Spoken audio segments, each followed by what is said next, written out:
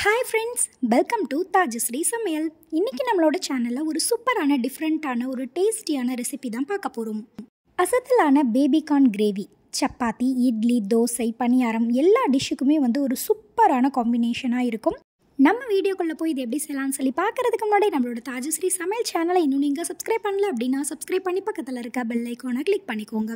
உடனே நோட்டிஃபிகேஷன் வரதுக்காக ஆல் அப்படின்ற ஆப்ஷனை செட் பண்ணிக்கோங்க. வாங்க நம்ம இப்போ வீடியோக்குள்ளே போகலாம். நான் இன்றைக்கி 100 கிராம்ஸ் அளவுக்கு பேபி கார்ன் எடுத்திருக்கேன்.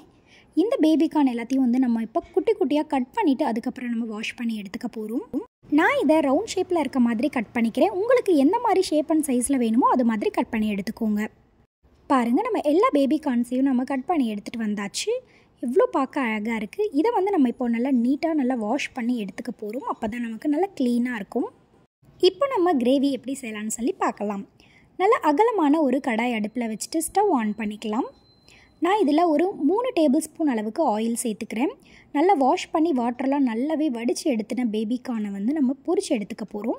இந்த ஆயிலில் போட்டுட்டு நல்லா நம்ம இதை மிக்ஸ் பண்ணி விட்டுக்கலாம்.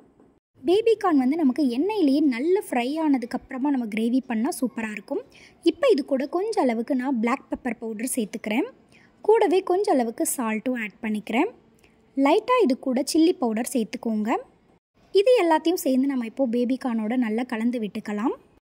கமன் வாசனையோட நமக்கு பேபி கார்ன் ஃப்ரை ஆகிட்டுருக்கு. மீடியம் ஃப்ளேம்லேயே 3 to 5 மினிட்ஸில் நமக்கு பேபி கார்ன் நல்லா இந்த அளவுக்கு ஃப்ரை ஆகி நல்லா சுருண்டு சின்ன சைஸ்க்கு நமக்கு இப்போ வந்துடும். இதை ஒரு பிளேட்டுக்கு நம்ம ட்ரான்ஸ்ஃபர் பண்ணி எடுத்து வச்சிடலாம். அது ஆறட்டும். இப்போ அதே கடாயிலேயே நான் 5 பல் பெரிய சைஸில் இருக்கக்கூடிய பூண்டு கட் பண்ணி சேர்த்துருக்கேன். பூண்டும் நமக்கு ஆயிலில் நல்லா ஃப்ரை ஆகட்டும். நமக்கு ஒரு லைட்டான கோல்டன் கலரில் வந்துட்டுருக்கும் போதே 2 பெரிய வெங்காயத்தை நான் ஸ்லைஸ் பண்ணி எடுத்து வச்சுருக்கேன். அதையும் நம்ம இது கூட சேர்த்துக்கலாம். கார்லிக் அண்ட் ஆனியன் நமக்கு நல்லா ஃப்ரை ஆகி நல்லா இந்த மாதிரி கோல்டன் ப்ரௌன் கலருக்கு வந்துடணும். ஃப்ரை பண்ண இந்த ஆனியன் அண்ட் கார்லிக்கையும் ஒரு பிளேட்க்கு ட்ரான்ஸ்ஃபர் பண்ணி வச்சுருங்க. இப்போ நம்ம கிரேவிக்கு 1 டீஸ்பூன் அளவுக்கு நம்ம கீ ஆட் பண்ணிக்கலாம். கீ நல்லா சூடானதும் 2 கிராம்பு, சின்னதாக ஒரு துண்டு பட்டை, 1 ஏலக்காய் இது கூட சேர்த்துக்கோங்க. நல்ல வாசனையாக இருக்கும். 1/2 டீஸ்பூன் அளவுக்கு சோம்பு சேர்த்துக்கலாம். நல்லா வெடித்து பொரிஞ்சதும் 1 கொத்து கருவேப்பிலை ஆட் பண்ணிக்கோங்க. கூடவே 1/2 டீஸ்பூன் அளவுக்கு இஞ்சி பேஸ்ட் ஆட் பண்ணிக்கோங்க. இப்போ நம்ம ஃப்ரை பண்ணி எடுத்து வச்சுருந்த கார்லிக் அண்ட் ஆனியனை இதில் சேர்த்துக்கலாம்.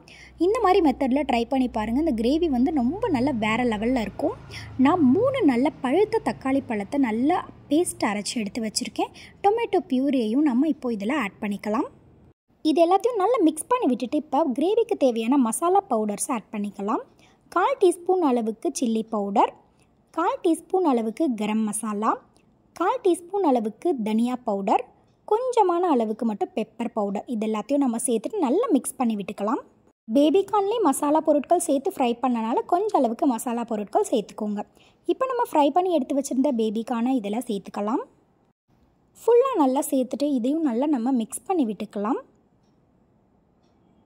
தக்காளி விழுதோட பச்சை வாசனை போகிற வரையிலும் நம்ம நல்லா இதை வதக்கி விட்டுக்கணும்.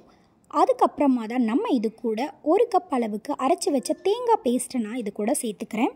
நம்ம எடுத்துக்கிற பேபி கார்னோட கிராம்ஸை பொறுத்து நம்ம தேங்காய் பேஸ்ட்டு சேர்த்துக்கிறோம். நான் 3 பெரிய துண்டு தேங்காய் அரைச்சி எடுத்திருக்கேன். தேங்காய் பேஸ்ட் சேர்த்துனா அதே கப்லேயே 1 கப் அளவுக்கு மட்டும் நான் இது கூட தண்ணீர் சேர்த்துக்கிறேன்.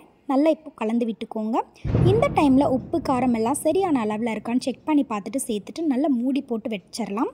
5 to 10 மினிட்ஸ் அளவுக்கு நல்லா கொதித்து வரட்டும். நல்ல கொதி கமன் நல்ல சூப்பராக ரெடி ஆகிடுச்சு. இந்த கன்சிஸ்டன்சிலே நம்ம ஸ்டவ் ஆஃப் பண்ணிவிட்டு சர்வ் பண்ணோம்னா தான் நமக்கு ஒரு 1/2 an hour கழித்து நம்ம இந்த கிரேவி நல்லா கெட்டி ஆகிடும். சுவையான பேபி கார்ன் கிரேவியை சூடாக நம்ம பாத்திரத்தில் சர்வ் பண்ணிடலாம். சப்பாத்தி கூட இதை வச்சு சாப்பிட்டு பாருங்கள். டேஸ்ட் ரொம்ப சூப்பராக இருக்கும்.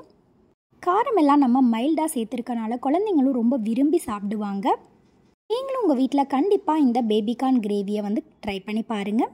இந்த வீடியோ உங்களுக்கு பிடிச்சிருந்தது அப்படின்னா லைக் பண்ணுங்கள், ஷேர் பண்ணுங்கள். நம்மளோட தாஜஸ்ரீ சமையல் சேனலை மறக்காமல் சப்ஸ்கிரைப் பண்ணுங்கள்.